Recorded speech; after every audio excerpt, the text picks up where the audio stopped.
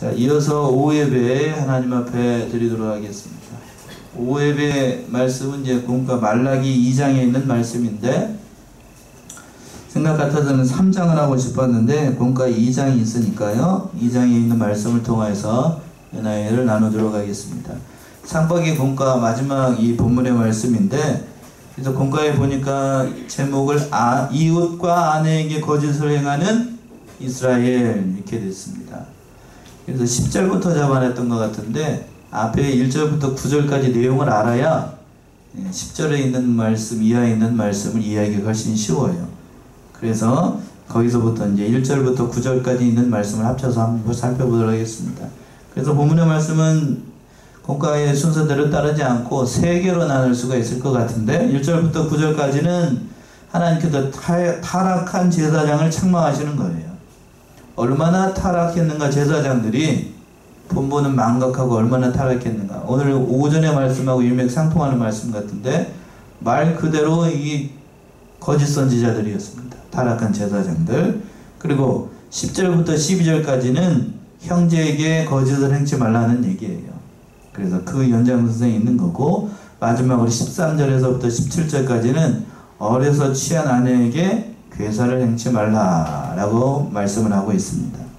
자, 먼저 첫 번째 내지로 와가지고 타락한 제사장들을 하나님께서 책망을 하시는데, 1절과 2절 한번 읽어보세요.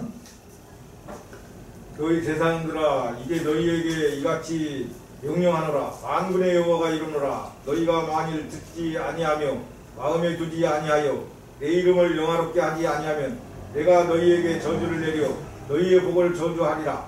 내가 이미 저주하였나니 이는 너희가 그것을 마음에 두지 아니하였음이니라. 예, 참 말라기 2장에 있는 말씀도 참 가슴 아픈 말씀인데, 오늘 말씀은 듣는 사람에 따라서는 좀 가슴 아플 수도 있어요. 특별히 1절부터 9절까지 있는 말씀, 제사장에 대해서 경고하신 말씀이고 명령하신 말씀인데, 제사장 이스라엘을 대표하는 영적인 지도자들이죠. 오늘날로 얘기하면 누구를 가리키는 거예요? 목회자를 얘기하는 거예요. 경각심을 가져야 됩니다. 그렇다라고 해서 목회자들만 들으라는 말씀이 아니고, 성도들에게 하신 말씀이 연장선상에서 대표하는, 이스라엘을 대표하는 제사장들이 도대체 어떻게 했길래 이렇게 얘기하는가. 그들이 하나님의 이름을 영화롭게 안 했어요. 어떻게 영화롭게 안 했는가 뒤에 가서 잘 나옵니다. 사람의 죄일 되는 목적이, 웨스트민스터 첫 번째 항목이 그거예요. 사람의 죄일 되는 목적이 하나님을 영화롭게 하고 영원토록 그를 즐거워하는 것이라고 했는데, 제사장들은 자기의 직분만 생각했지 하나님의 영광을 생각하지 않았다는 거 아닙니까? 그래서 이미 저주하였다라고 되어 있어요. 2절 하반절에서 그랬죠. 내가 이미 저주하였나니 이는 너희가 그것을 마음에 두지 않냐. 하나님의 말씀을 마음에 두지 않으니까 이미 저주했어요. 이 자체가 복이라고. 하나님을 섬기는 마음에서 떠난 것 자체가 저주예요. 예배 드리는 것이 기쁘지도 않고 즐겁지도 않고 짐으로만 여겨진다라고 하면, 지난 13절에서 그랬어요. 1장 13절에서 그랬죠. 번패스럽다, 번거롭고 복잡하고 짐이 된다라고 생각하면 그 자체가 저주예요. 그렇죠? 하나님을 섬기는 것이 짐이 되고 하나님 앞에 나와서 예배 드리는 것이 즐거운 일이 아니라고 하면 그건 저주받은 인생이라고 해요. 제사장들에게 첫 번째로 이렇게 얘기를 하고 있는 거예요. 도대체 제사장들이 무슨 일을 했길래, 3절 이하에서 잘 나오죠. 3절 보시면, 보라, 내가 너희의 종자를 견책할 것이요 똥 곧 너희 절기의 희생의 똥을 너희 얼굴에 바를 것이라. 너희가 그것과 함께 제하여버림을 당하리라. 예, 하나님께서 그런 일을 제사장들이 계속하게 되면 얼굴에 뭐를 발라버린대요? 똥을 발라. 예, 얼굴에다가 똥을 발라버린대요. 예. 성경에도 이런 말이 있어요. 똥. 예, 성경에 이런 말도 있다고요. 그러니까 보라, 내가 너희 종자를 견책할 것이요. 첫 번째 견책한다라고 되어 있는, 종자를 견책한다라고 되어 있는데, 이건 번역에 따라서 조금씩 달라요. 개역 성경은 종자라고 번역을 했고, 개정판도 종자로 되어 있나요? 개정판 한번 읽어보시겠어요? 3절. 내가 너희 젖을 푸실 것이요 똥 곧 너희들이 희생의 똥을 너희 얼굴에 바를 것이라. 예, 거기서는 자손이라고 되어 있죠. 개정판은 자손. 예, 여기는 종자라고 되어 있는데 우리 개혁성경의 개정판은 그러니까 후손에 대해서 이렇게 번역을 했는데 원문을 보게 되면 다른 성경 번역을 보게 되면 종자라고 하지 않고 팔이라고 했어. 팔. 그러니까 보라 내가 너희의 팔을 견책할 것이오 라고 이렇게 번역을 했는데 그러니까 이 말은 뜻은 뭐냐면 팔은 능력을 상징을 하잖아요. 그러니까 너희의 모든 능력을 끊어버리겠다는 얘기예요. 끊어버리겠다. 종자로 번역을 했다라고 하는 얘기는 뭐냐면 너희의 대를 끊어버리겠다는 얘기입니다. 그러니까 어느 쪽으로 번역을 하든지 하나님을 떠나서 계속해서 이런 악한 일을 하게 되면 하나님께서 너희를 끊어내버리겠다는 얘기입니다. 그리고 또 섬기려고 희생의 제물을 하나님 앞에 예물을 드리러 왔어요. 구약시대에는 번제를 드리려고 희생의 제물, 말 그대로 이제 동물을 데리고 왔잖아요. 그래가지고 그 칼을 데리고 가지고 오게 되면 그거를 뭘로 여기냐면 똥이라고 생각. 하나님은 그걸 뭐라고 얘기했냐면 하나님을 섬기는 마음 없이 물질만 가지고 오게 되면 그 한자로 뭐라고 생각했다고요? 똥으로 생각했어요. 그걸 가지고 오면 네 얼굴에다가 쳐발라 버리겠다고. 하나님께서 강경하게 얘기를 한 거예요. 무섭죠? 무섭다고요. 네 얼굴에 발라버리겠다고요. 그리고 그것과 함께 자야버려 영원토록 버림을 당하게 하겠다는 얘기입니다. 그래서 왜 그렇게 이렇게 강경하게 얘기를 하신가? 4절과 5절에 나와있죠. 4절 5절. 만군의 여호와가 이르노라 내가 이 명령을 너희에게 내린 것은 내위와 세운 나의 언약이 항상 있게 함인 줄을 너희가 알리라. 내위와 세운 나의 언약은 생명과 평강의 언약이라. 내가 이것으로 그에게 준 것은 그로 경외하게 하려 함이라. 그가 나를 경외하고 내 이름을 두려워하였으며. 예. 4절에서 그랬어요. 만군의 여호와가 이르노라 내가 이 명령을 너에게 내린 것은 이 명령 앞에서 1절에서부터 3절에 있는 말씀이에요. 하나님을 잘 섬기라고 주신 이 말씀은 레위와 세운 언약인데 레위와 세운 언약인가 뭐냐면 너에게 생명과 뭘 주는 언약? 평강을 주는 언약이라고요. 레위는 제사장 계열의 그 지파지요. 제사장을 세울 수 있는 지파를 하나님 옆에 하나님을 그러니까 최측근에서 섬길 수 있는 그 은혜죠. 은혜. 구별된 은혜. 그 은혜를 레위 지파에게 허락을 했다고요. 그러니까 그 제사장들에게 그러한 권한을 허락을 했는데 그러니까 제사장들은 하나님을 제일 옆에서 섬깁니다. 그 사람들이 타락하게 되면 그렇게 섬겨도 되는 줄 알고 일반 백성들도 그렇게 따라가겠지요. 오늘날 목사들이 그렇게 행동을 하게 되면 다른 성도들은 보나 마나라고 하는 얘기입니다. 보나 마나. 그러니까 얼마나 귀중한 역할을 하고 있고 또 막중한 역할을 하고 있는지 이렇게 하는 얘기예요. 그런데 이제 5절 하반절에서부터 보게 되면 본래의 레위의 자손들, 처음에 레위 자손, 그 제사장 계열의 사람들, 쉽게 얘기하면 모세 다음에 그 아론이 있죠? 아론이 그 레위 지파의 제사장을 계속해서 이어왔는데 처음에 제사장을 세웠던 때는 잘 섬겼어요. 잘 섬겼다가 모든 백성들이 보는 앞에 하나님을 잘 섬겼다고요. 그래서 그 얘기가 나오는 거예요. 그 5절 하반절에서 그랬죠. 그에게 주는 것은 그로 경외하게 하려 하며 누구를 경외하게 하겠어요? 하나님을 경외하고 그가 나를 경외하고 내 이름을 두려워했습니다. 하나님의 이름 두려워해서 하나님을 잘 믿고 잘 섬겼습니다.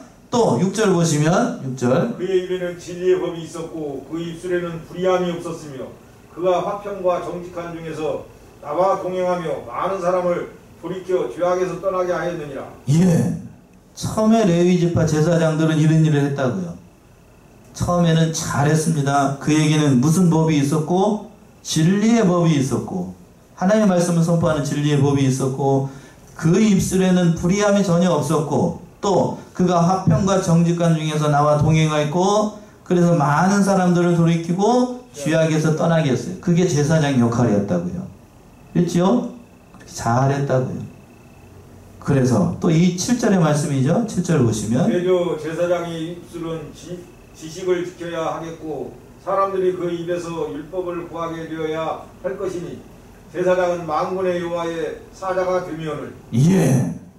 그러므로 대전은 그러므로라는 뜻입니다. 제사장의 입술은 뭘 지켜야 되고 지식을 지켜야 돼요. 하나님을 아는 지식 많이 알잖아요. 제가 여러분보다 그래도 하나님의 말씀에 대해서 많이 알잖아요. 그러니까 말씀을 어떻게 해야 되죠? 지켜야 됩니다. 여러분들이 많이 안다라고 하면 할수록 하나님의 말씀을 잘 지켜야 돼요. 그래서 이 제사장들이 처음에는 잘 지켰어요. 사람들이 그 입에서 율법을 구해야 되게 할 것이니 제사장은 누구의 사자라고요? 만군의 여호와의 사자. 오늘날 교육자도 만군의 여호와의 사자이고 여러분들도 만군의 여호와의 누구라고요? 사자예요. 사자. 어흥하는 사자가 아니고 하나님께서 직접 보내신 대사라는 얘기입니다. 그런 책도 있는데 하나님께서 대사를 보냈어요. 대통령이 외교 측사를 보낼 때에 친서를 가지고 가는 경우들이 있습니다. 그렇죠? 그걸 대사라고 얘기를 해요. 대사는 그러니까 몸만 자기 몸으로 가는 거지, 그러나 그 사람은 누구의 명령을 가지고 가는 거냐면 바로 그 하나님을 데리고 가는 거예요. 너희는 대사라는 얘기입니다. 그러니까 대사로 간 사람들은 그 직분을 망각하지 말고 늘 하나님 앞에서 진실하게 살아야 됩니다. 그렇게 살았어요. 처음에는 그랬는데, 그러나 지금 말라기 선지자가 있을 때의 제사장들은 어떤 형편에 빠졌는가? 그 말씀이 8절에 있는 거예요. 8절 보시면 너희는 정도에서 떠나 많은 사람으로 율법에 거치게 하도다. 나 만군의 여호와가 이르노니 너희가 레위의 언약을 파하였느니라. 예, 너희는 어디에서 떠났다고요? 정도에서 떠났습니다. 거짓 선지자들 어디에서 떠난 거죠? 정도에서 떠난 거예요. 정도, 하나님의 말씀에서 떠나서 율법을 거치는 것이 만들게 되면, 많은 사람들 율법을 거치는 것이 만들게 되면 하나님께서 진노하신다고요. 그 말씀이에요. 그 말씀. 제사장들이 율법을 떠나게 되면 다른 사람들은 보나마나 율법을 떠나는 것이 자명한 거 아니겠어요? 그렇죠? 제사장들이 먼저 잘해야 되고, 그러나 안타까운 마음으로 이렇게 하나님께서 말씀하시는 거예요. 많은 사람이 율법을 거치게 한다. 얼마나 너희가 귀중한 역할인데 네가 먼저 이런 일을 한다라고 하면 얼마나 가슴 아픈 일이냐. 또 뭐라고 얘기하고 있어요? 9절 보시면 너희가 내 도를 지키지 아니하고 율법을 행할 때 사람에게 편벽되이 하였으므로 나도 너희로 모든 백성 앞에 멸시와 천대를 당하게 하였느니라 하시니라. 네. 그때 당시 제사장들이 하나님의 말씀을 지키자. 제사장부터 하나님의 도를 지키지 않으니까 그 모든 일들을 행할 때에 모든 사람 앞에서 진실되게 행하지 않으니까 모든 백성 앞에서 제사장들이 멸시를 받고 천대를 받고 능욕을 받고 결국엔 그런 존재로 전락을 하게 됐습니다. 중요한 것 같아요. 목회자, 오늘날의 목회자도 그렇고 또 제사장, 그때 당시 제사장들도 그렇고 특별히 오래되신 분들일수록 삼가 언행심사 조심해야 됩니다. 믿는 일을 오래 하신 분들일수록 언행심사를 조심해야 돼요. 제사장뿐만 아니라 우리 믿는 자들이 먼저 잘 해야 됩니다. 이제 뒤에 참 듣기에 따라서는 그렇습니다만 한국의 교회가 이렇게 어려움 당하고 있는 이유, 누가 잘 못했기 때문에요? 누구 할 거 없이 내가 하나님 앞에서 진실하게 못했기 때문인 줄로 알고 먼저 하나님 앞에 우리가 먼저 회개하고 하나님 앞에 바로 서도록 해야 되겠습니다. 누구를 막론할 거 없이 우리가 하나님 앞에서 행할 때 하는 거예요. 그 말씀이 있고 난 다음에 제사장을 책망하시고 난 다음에 오늘 중요한 말씀, 공과에서는 10절부터 잡아놨는데 이 말씀이 있는 거예요. 그래서 10절과 11절, 12절까지는 그런 제사장들이 타락을 하니까 그 다른 형제들도 타락을 해가지고 이웃에게 뭐를 행하여? 거짓을 행하는 거예요. 그래서 10절 보시면 10절 우리는 한 아버지를 가지지 아니하였느냐? 한 하나님의 지으신 바가 아니냐? 어찌하여 우리 각 사람이 자기 형제에게 괴사를 행하여 우리 열조의 언약을 욕되게 하느냐? 우리는 한 아버지를 가지지 아니하였느냐? 이스라엘 백성들은 한 아버지, 누구를 섬기고 있어요? 여호와 하나님을 섬기고 있으니까. 그러니까 영적으로 보면 한 아버지죠?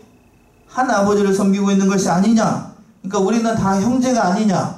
주 안에서 다 형제지요? 다 형제입니다. 형제 자매니까 하나님 앞에서 모든 일을 할 때에, 그런데 너희가 하나님 앞에서 각 사람이 자기 형제에게 괴사를 행한다. 그리고 열조의 언약을 욕먹게 한다. 이렇게 하나님께서 지적을 하고 있어요. 뭐를 통하여서 하나님의 언약을 파하고 하나님을 욕되게 하는가? 그 말씀이 11절에 나옵니다. 11절.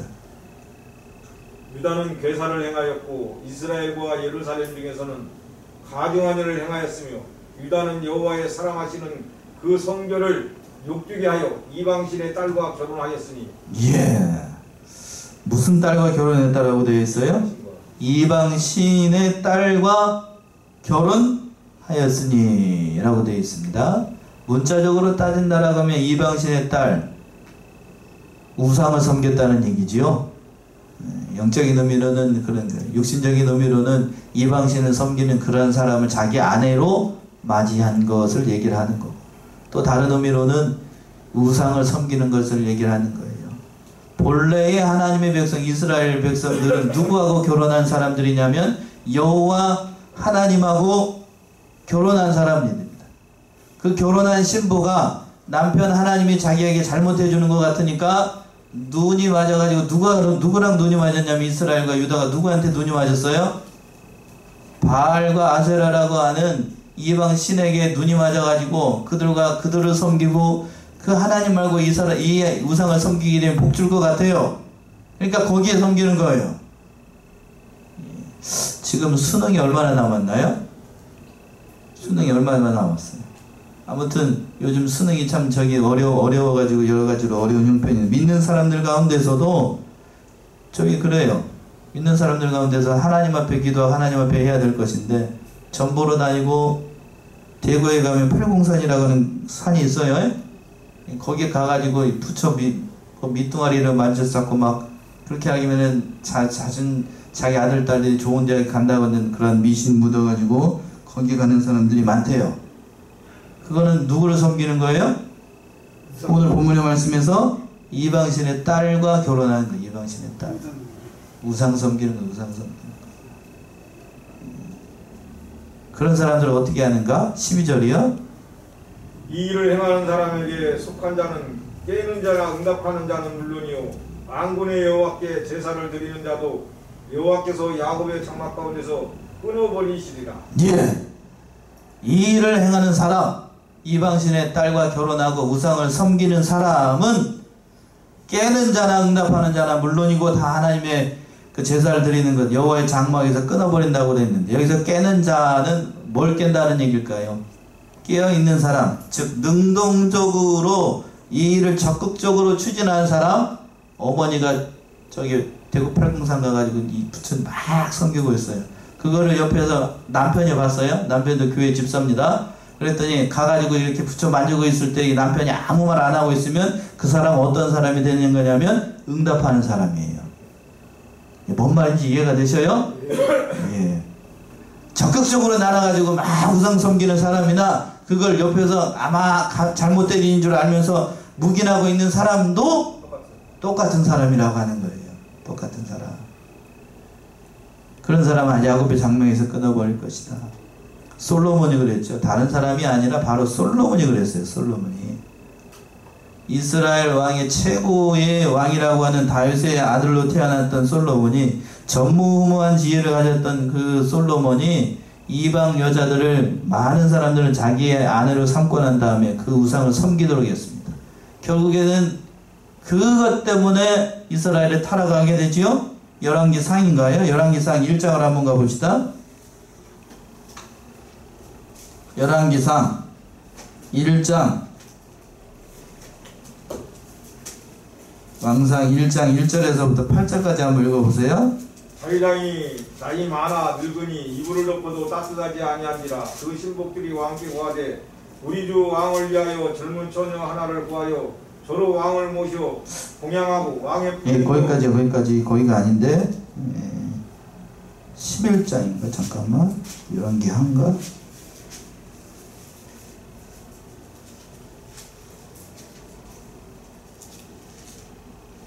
열왕기상 11장 열왕기상 11장 1절에서부터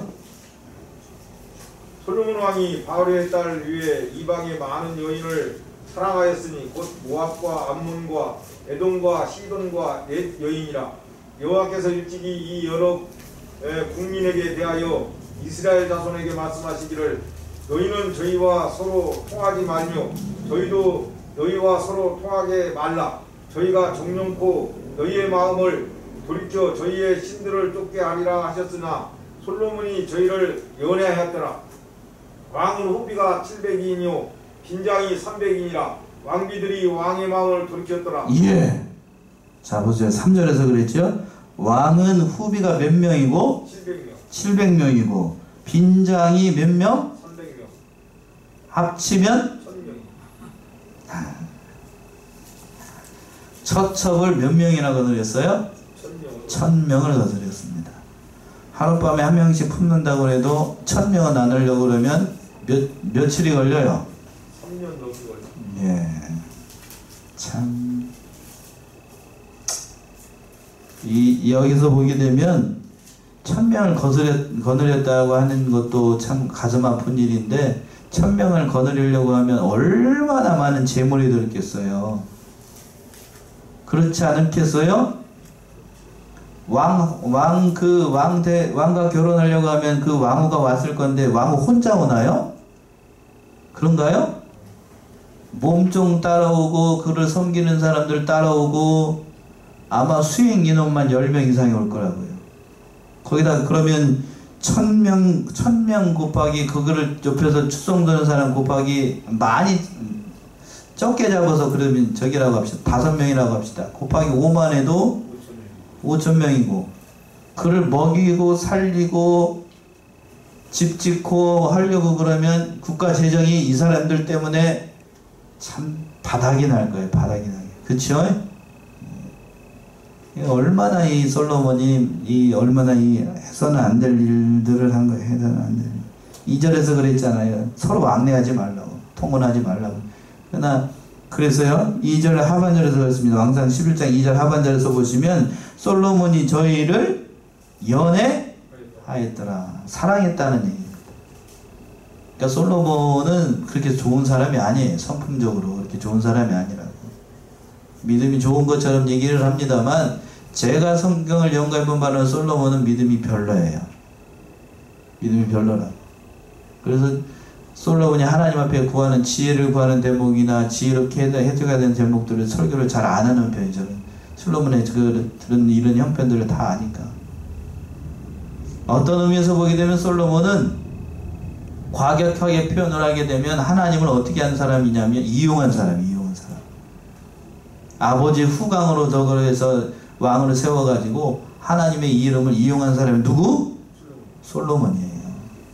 별로 좋아하지 않습니다. 이런 사람 별로 좋아하지 않아요.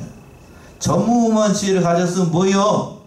처첩을 1000명씩 거느리고 그렇게 살아서 뭐하게. 그래서 나중에는 전도서에 그랬죠. 그 다 지나고 나니까 뭐에다가 고백을 하고 있어요? 예. 그 고백 한마디 듣게 하시려고 하나님께서 그렇게 주셨는지도 모르겠지만 솔로몬이 그렇게 됐어요. 자, 오늘 본문의 말씀으로 돌아와가지고 말라기로 돌아와가지고 바로 이런 일을 행하는 사람은 하나님께서 끊어버리겠다라고 얘기하신 거예요. 예, 참 안타까운 말씀이죠. 안타까운 말씀이에요. 솔로몬의 행각을 보면서 우리 자신을 돌아보고 우리는 그런 사람이 아닌지 우리 자신을 좀 돌아봐야 되겠어요. 13절부터 보시게 되면서 마지막 세 번째 대지로 와가지고 어려서 취한 아내에게 괴사를 행하지 말라라고 말씀하고 있어요. 13절 14절이요. 너희가 이런 일로 행하나니 곧 눈물과 울음과 탄식으로 여호와의 산을 가리우게 하도다. 그러므로 여호와께서 다시는 너희의 헌물을 돌아보지도 아니하시며 그것을 너희 손에서 기꺼이 받지도 아니하시거늘 너희는 이르기를 어찌미니까 하는도다. 이는 너와 너의 어려서 취한 아내 사이에 여호와께서 일찍이 증거하셨음을 인함이니라. 그는 내 짝이요 너와 연약한 아내로되 네가 그에게 괴사를 행하도다. 예. 13절 시작을 할 때 너희가 이런 일도 행하나니 이렇게 시작을 하고 있습니다. 어떤 일을 행한다는 건가? 뒤에 가서 보게 되면 내 어려서 취한 아내를 버리는 것 뒤에 가서 더 나와요. 그 어려서 취한 아내. 우리말로는 내자로 조강지처지요. 조강지처를 버리는 사람. 그건 악하다고 하는 거예요. 하나님께서도 악하다는 겁니다. 조강지처 버리면 벌 받습니다. 벌 받아요. 오늘 말씀이 그 말씀인데, 그 사람이 버림을 받은 사람이 하나님 앞에서 그 13절 하반절에서 말씀이 그 말씀이에요. 눈물과 울음과 탄식으로 여호와의 단을 가리우게 하는도다. 누가 가리운다는 얘기인가 하면, 억울하게 남편으로부터 버림받은 그 아내가 하나님 앞에 눈물과 울음과 탄식으로 하나님 앞에 기도한다는 얘기입니다. 이게 무슨 말인지 이해가 되시죠? 믿었던 남편으로부터 배신을 당해요. 그러면서 하나님의 단에 와가지고 억울합니다 하나님, 이렇게 기도하는 거예요. 얼마나 가슴 아프겠어요. 그치요? 잘 살게 해줬더니 자기를 발로 차버려. 이런 사람들, 요즘, 예전에는 아내를 그렇게 버렸는데 요즘엔 그 전세가 역전이 돼가지고 잘 맞고 잘 만들어 놨더니 말년 가가지고 남편이 힘없고 머리 빠지고 배 나오니까 어떻게 해버려요? 차버립니다. 요즘은 여자들이 더 세져가지고 그렇게 되는 사람이 됐어요. 이상한 세상이 돼가지고, 남자가 됐든지 여자가 됐든지 어려서 취한 아내, 하나님 앞에서 이 여자는 내 남편입니다, 이 남자는 거꾸로 됐나? 아무튼 그렇게 남자와 여자, 아내를 얻었다라고 하면 그건 하나님 앞에서 한 명령이기 때문에 하나님 그거를 버리면 안 된다라고 하는 거예요. 성경은 음란한 것, 예수님께서 직접 말씀하신 경우는 음란한 경우가 아니면 이혼을 하지 못하게 해서 줍니다. 맞나요? 어떠한 경우에도 성경은 그러니까, 성경은 음란한 사람의 본래 그런 악하긴 존재이기 때문에 이혼 증서를 써줘가지고 하나님께서 그걸 허락을 하신 것이지 본래는 그렇지 않다라고 하는 겁니다. 하나님이 짝지어 주신 것은 사람이 나눌 수 없다라고 했는데, 마태복음 19장을 한번 가보세요. 마태복음 19장 5절부터 한번 읽어보세요. 말씀하시기를, 이러므로 사람이 그 부모를 떠나서 아내에게 합하여 그 둘이 한 몸이 될지니라 하신 것을 읽지 못하였느냐. 이러한즉 이제 둘이 아니요 한 몸이니, 그러므로 하나님이 짝지어 주신 것을 사람이 나누지 못할지니라 하시니. 예, 하나님이 짝지어 줬으니까 사람이 나눌 수 없다는 얘기입니다. 그리고 난 다음에, 그러니까 이렇게 얘기를 하니까 옆에 있었던 사람들이 뭐라고 얘기합니다. 7절부터 쭉 읽어보세요. 7절. 여짜오되, 그러하면 어찌하여 모세는 이혼 증서를 주어서 내어버리라 명하였나이까. 예수께서 가라사대, 모세가 너희 마음에 허락함을 인하여 아내 내어버림을 허락하였거니와 본래는 그렇지 아니하니라. 내가 너희에게 말하노니, 누구든지 음행한 연고 위에 아내를 내어버리고 다른 데 장가드는 자는 간음함이니라. 예, 무슨 연고에 버리면 안 된다고 그랬어요? 간음한 경우에 한해서 아내를 내어버릴 수 있다. 내어버리는 경우에도 뭘 써주고? 이혼 증서를 써주고. 그러니까 간음한 외에는 이혼할 수 없다는 얘기입니다. 본래는 하나님께서 허락하신 이유가, 이혼 증서를 써주려고 하는 이유는 여자를 보호하기 위해서, 남자를 보호하기 위한 게 아니고, 그러니까 이렇게 한 경우가 아니면 결코 아내, 그리고 다른 경우에, 오늘날 경우에 남편을 버리면 된다고 안 된다고요? 안 된다고요. 그러나 이스라엘 백성들, 유다의 백성들이 헌신짝처럼 이 말씀을 다 어기고 했다는 얘기입니다. 가슴 아픈 일이에요. 오늘날에도, 특히 오늘날 한국에서 이런 문화들이 너무 많아져가지고 이 남편과 아내를 귀하게 여기지 않고 하는 경우들이 많아요. 특별히 믿는 자들 가운데서도 그런 얘기들 저도 가끔 들어요. 예? 아들, 딸들 시집가고 장가가고 다 볼 일 다 볼장 다 보게 되면 당신은 나와 뭐 한다고요? 예, 뭐 한다고? 어딜 보고 얘기를 해야 돼, 지금? 어딜 보고? 예? 그런 사람들 많아요. 예, 그런 얘기는 입에도 내면 안 돼요. 부부 사이에서 절대 해서는 안 되는 얘기가 한 가지가 있는데, 그거는 당신은 나하고 살지 않겠다, 이혼한다는 얘기입니다. 맞나요? 그거는 부부 싸움을 해서 할 때라도 결코 하면 안 돼요.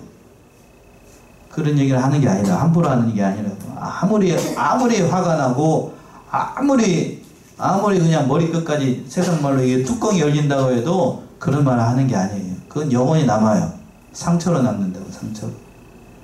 야, 그런 얘기를 하면 함부로 얘기하는 게 아니에요. 함부로 얘기하는 건데. 저도 목사이기 전에 지금 집사람이 지금 유진이 가르치고 있으니까 지금 마이크를 꺼놔서 못 들릴 거예요. 화가 날 때가 있어요. 또 그런 얘기 안 해요, 저도.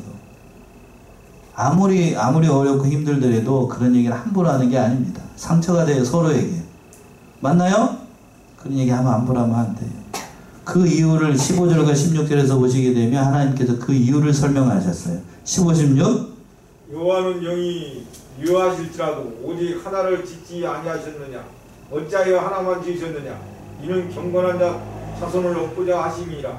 그러므로 네 심령을 삼가 지켜 어려서 취한 아내에게 괴사를 행치 말지니라. 이스라엘의 하나님 여호와가 이르노니 나는 이혼하는 것과 학대로 옷을 가리우는 자를 미워하노라. 만군의 여호와의 말이니라. 그러므로 너희 심령을 삼가 지켜 괴사를 행치 말지니라. 예. 이혼하면 된다고요, 안 된다고? 하나님께서 안 된다. 안 된다고 하셨어요.